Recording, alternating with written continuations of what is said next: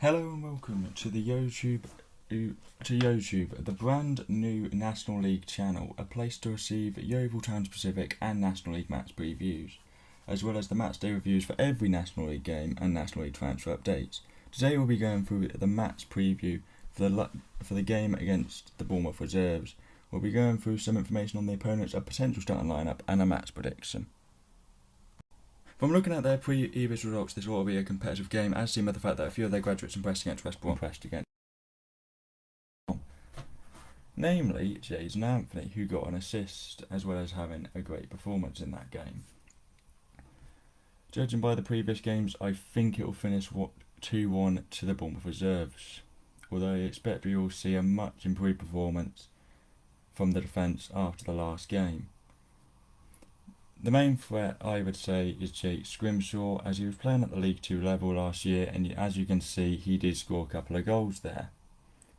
Now, on to a quick overview of the lineup. In goal, I expect to see Grant Smith, as he's started every game so far and looks set to be the first choice keeper.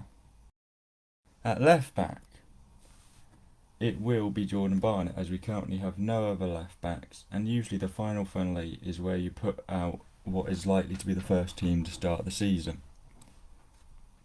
At right centre back, it will be Max Hunt, as from what I've heard and seen of him so far, he's improved a lot mentally and needs as many minutes as possible to continue improving. At left centre back, I think it will be Morgan Williams, as he came on it for a few minutes against Western, and I think he needs more minutes to get himself match sharp. At right back, as Mark Little, from what has been said, is still injured and we have no other right backs. At left wing, it will be Tom Knowles, as again this is about helping the first team gel, so as such players who should start against Wrexham should start the final friendly. At left centre midfield, it should be Matt Worthington, as although in the first half he started slow against West Ham, I thought he came in impressing defensively. At right centre midfield, I've gone with Lewis Simper.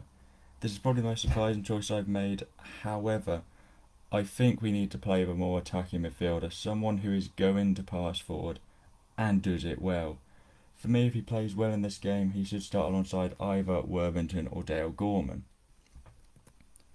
At right wing, I have chosen Charlie Wakefield, as again we have two wingers, and although Wakefield has a tight calf, I'd like to see him start and maybe come off around the 45th minute for a trialist winger. At striker, I've gone with Joe Quigley, as he is the only non-injured striker at the club. I think alongside a goal scorer he could perform a lot better, as up to now he's looked lost, especially against West Ham, where I rarely saw him up front. The other striker will have to be a trialist.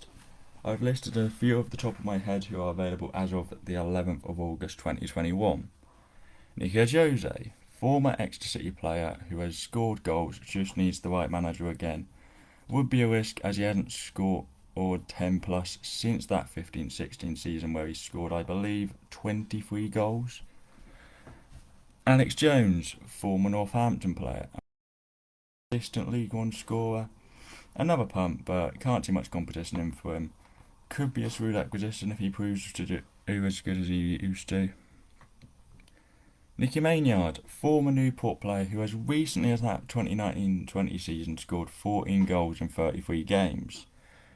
He did have a poor season last time out, but a drop down could help. He would be a good signing for a side, one goal scorer away from a good season, as he has probably got one season left at the age he's at. Lee Novak, a former Bradford City striker, surprised he hasn't been signed by another team in the division, as last season he wasn't too bad with 6 and 17 up in League 2. A drop down in Leeds could maybe help him get a bigger goal tally.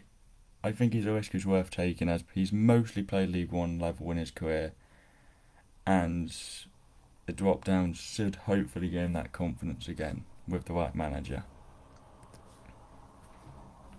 Okay, so the formation will be the same as Western with a traditional 4-4-2. I've listed the subs I expect to be available for the game. In the 60th, I went on a trialist centre-back for Morgan Williams, Dale Gorman for Matt Worthington, a trialist right winger for Charlie Wakefield due to that thigh strain, or whatever the injury is at the moment, and Staunton for Bradley to try him in another position and get him some minutes. In the 75th minute, I opened on Wilkinson for Hunt, Stevens for Sim, but a trialist left back for Barnett and Hayes for the trialist striker. Well, that wraps it up for the first episode on the YouTube channel. I would like to thank you all for watching. If you would like to subscribe to the channel or give the video a like, that would be much appreciated, and I will see you on Friday for the National League preview.